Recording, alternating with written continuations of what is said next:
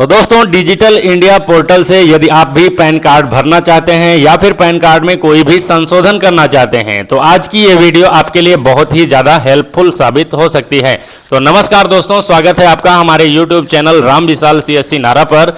इस चैनल पर हम हर प्रकार के सरकारी योजनाओं से संबंधित वीडियो डालते रहते हैं। तो यदि आपने अभी तक हमारा चैनल सब्सक्राइब नहीं किया है तो सब्सक्राइब जरूर कर लीजिए। तो चलिए डिजिटल इंडिया पोर्टल की वेबसाइट पर चल करके आपको बारी बारी से एक एक चीज समझा देते हैं कि नया पैन कार्ड कैसे भरना है, संशोधन कैसे करना है, नया डॉक्यूमेंट कौन सा लग रहा है। जैसा कि सभी को पता है कि अब जन्म तिथि के प्रमाण में आधार कार्ड के अलावा एक और प्रूफ की जरूरत पड़ रही है। तो वहां पर कौन सा प्रूफ आप अपलोड करेंगे सब कुछ यहां पर बता देते हैं।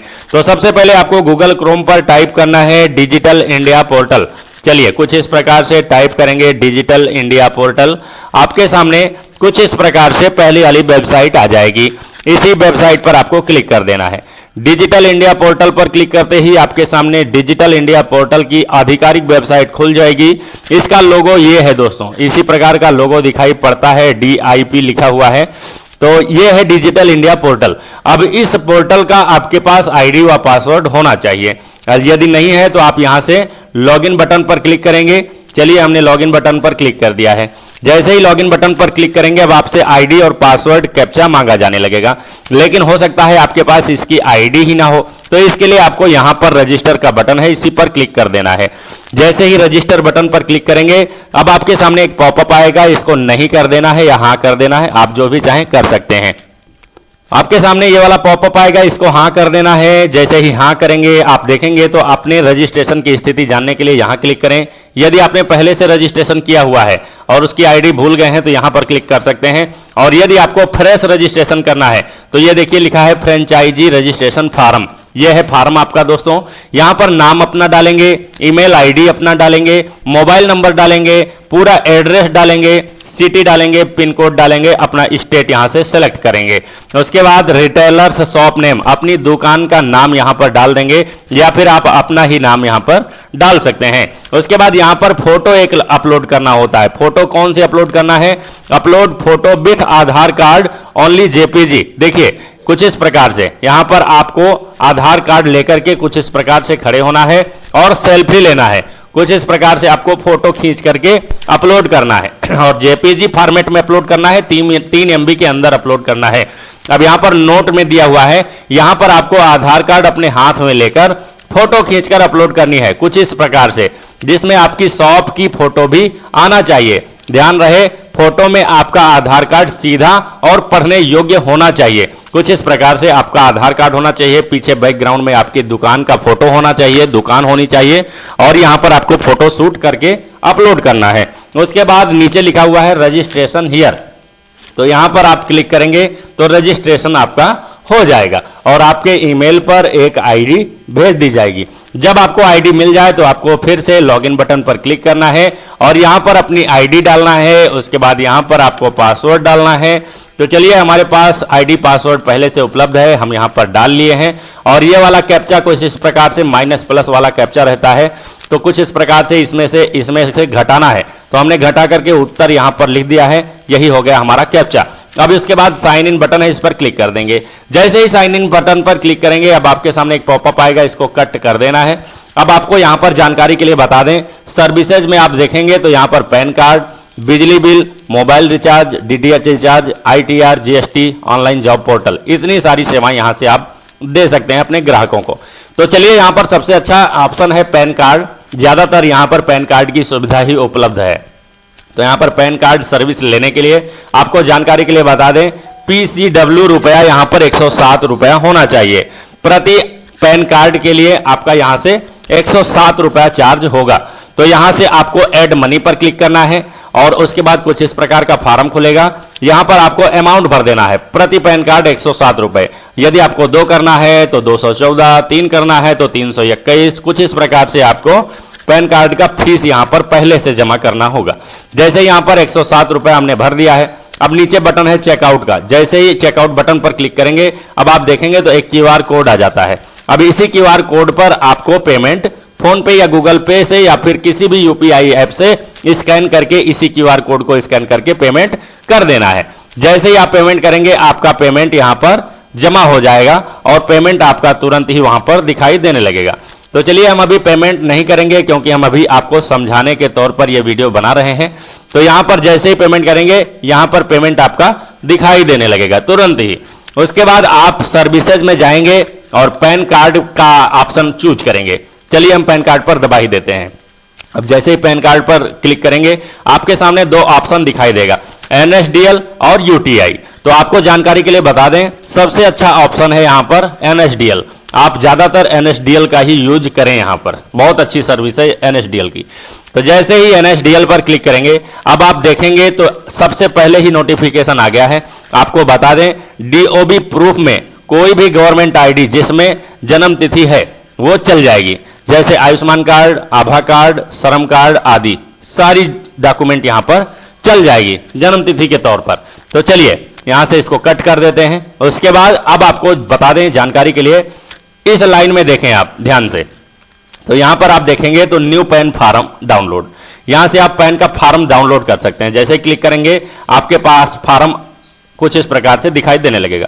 अब इसी को प्रिंट करके आप चाहें तो बाई हैंड भर सकते हैं, नहीं तो आप इसको ना ही करें। चलिए आप चाहें तो भर सकते हैं, यहाँ पर फोटो लगाएंगे दोनों साइड में और यहाँ पर साइन का ऑप्शन नहीं है। चलिए कुछ फार्म में बदलाव हुआ है, जैसा कि नए नियम के मुताबिक पहले फार्म 49 से लगता था, लेकिन अभी फार्म 93 यहाँ पर लगने लगा है। तो चलिए यहाँ पर इसको डाउनलोड करके चाहें तो आप भर भी सकते हैं, नहीं तो आप इसको आगे भी छोड़ सकते हैं।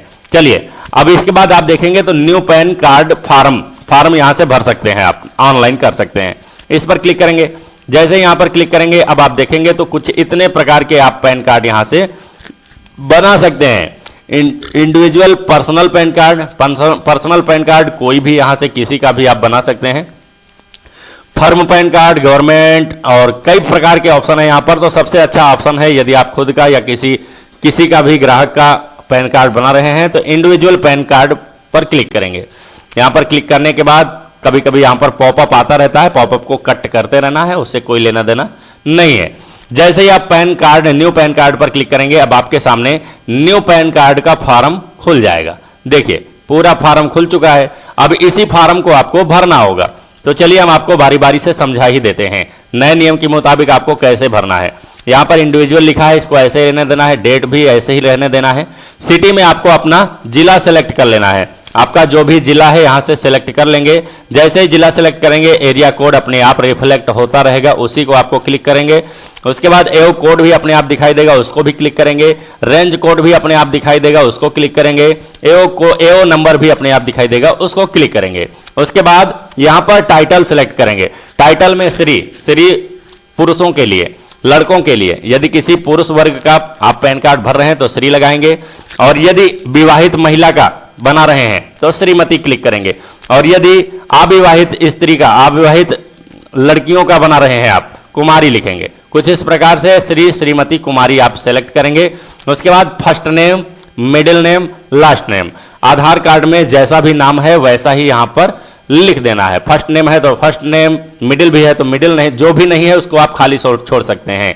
लेकिन यहाँ पर फर्स्ट नेम आप बिल्कुल खाली नहीं छोड़ सकते हैं, यहाँ पर मैंडेटरी है। जहाँ जहाँ स्टार लगा है उसको आप खाली नहीं छोड़ सकते हैं, स्टार वाला भरना ही भरना पड़ेगा। तो देखिए यहाँ पर फर्स्ट नेम में ही स्टार लगा हुआ है तो आप इसको भरना ही पड़ेगा।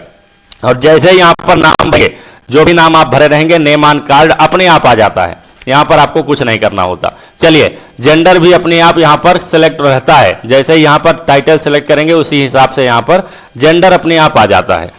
डेट ऑफ बर्थ आपको कैलेंडर से चूज करना होता है, पहले डेट, फिर यहाँ से मंथ, फिर यहाँ से ईयर। कुछ इस प्रकार से डेट, मंथ, ईयर, जन्म तिथि यहाँ पर सेलेक्ट कर लेंगे। उसके बाद नो है आगे, इसको नो ही रहने देना है। फादर यहाँ पर सेलेक्ट है, इसको फादर ही रहने देना है। पिता का नाम फर्स्ट नेम, मिडिल नेम और लास्ट नेम यहाँ पर डालना है। उसके बाद एक यहाँ पर ऑप्शन नया जोड़ा गया है, ये भी जरूरी हो गया है डालना, माता का नाम। देखिए यहाँ पर स्टार लगा हुआ है तो मैंडेटरी हो गया है। पहले आप माता का नाम भरें या ना भरें चल जाता था, लेकिन अब नए नियम के मुताबिक फॉर्म 93 के मुताबिक यहाँ पर माता का नाम भी डालना जरूरी हो गया है। तो पिता का नाम तो डालेंगे ही डालेंगे, साथ साथ माता का भी नाम यहाँ पर डालेंगे, आवेदक के माता का नाम। चलिए इतना हो गया।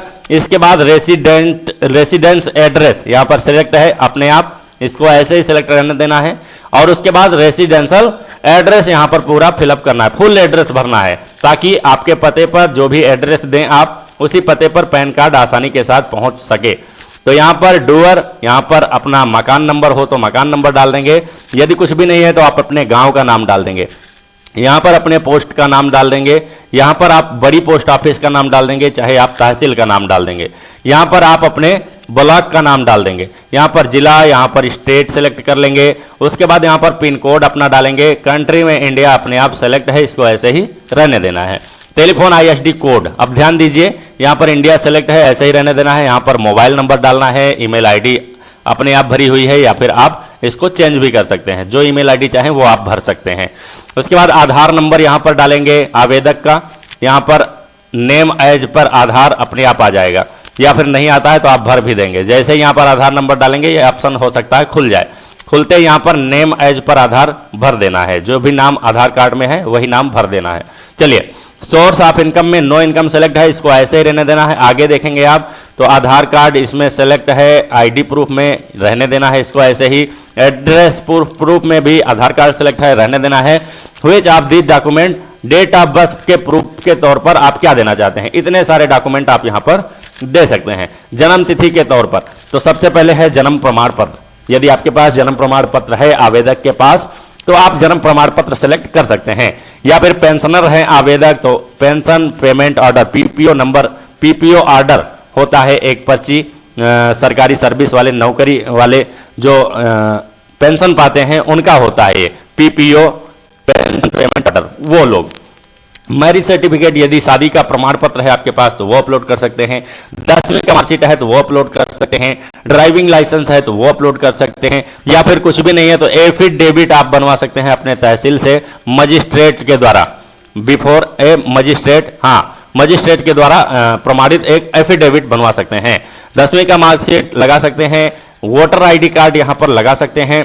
Photo ID card issued by central government या स्टेट गवर्नमेंट, पब्लिक सेक्टर। श्रम कार्ड, ये देख लीजिए क्या लिखा है, श्रम कार्ड या अन्य कोई भी गवर्नमेंट ID जिसमें जन्म तिथि लिखी हो, कोई भी गवर्नमेंट ID आप लगा सकते हैं यहाँ पर, यहाँ से इसको सेलेक्ट करके। उसके बाद आयुष्मान कार्ड, आभा कार्ड भी आप यहाँ पर लगा सकते हैं। Ex serviceman, contributor, health scheme, photo card, कोई भी दवा वाला कार्ड है आपके पास, हेल्थ स्कीम वाला कार्ड है आपके पास तो वो लगा सकते हैं। पासपोर्ट भी लगा सकते हैं। मतलब इतने सारे डॉक्यूमेंट आप यहाँ पर लगा सकते हैं DOB के प्रूफ के तौर पर। इतने सारे डॉक्यूमेंट करने के बाद हिमसेल्फ हर सेल्फ यहाँ पर अपने आप सेलेक्ट है, इसको ऐसे ही रहने देना है। वेरीफायर नेम में आवेदक का नाम डाल देना है। वेरीफायर प्लेस में अपना गांव का नाम डाल देना है। उसके बाद कुछ नहीं करना है, इसको ऐसे ही रहने देना है, इसको भी ऐसे रहने देना है। अब देखिए यहाँ पर जैसा कि हमारे वॉलेट में पैसा हमने नहीं जमा किया था इसलिए 0 पैसा दिखाई पड़ रहा है। इसके आगे का फार्म अभी नहीं खुलेगा। अब आपके में तुरंत ही सबमिट का बटन आएगा, आप पे एंड सबमिट बटन पर क्लिक करेंगे तो आपका फॉर्म सबमिट हो जाएगा। लेकिन फिर भी उसके बाद भी थोड़ी प्रक्रिया बाकी रहती है।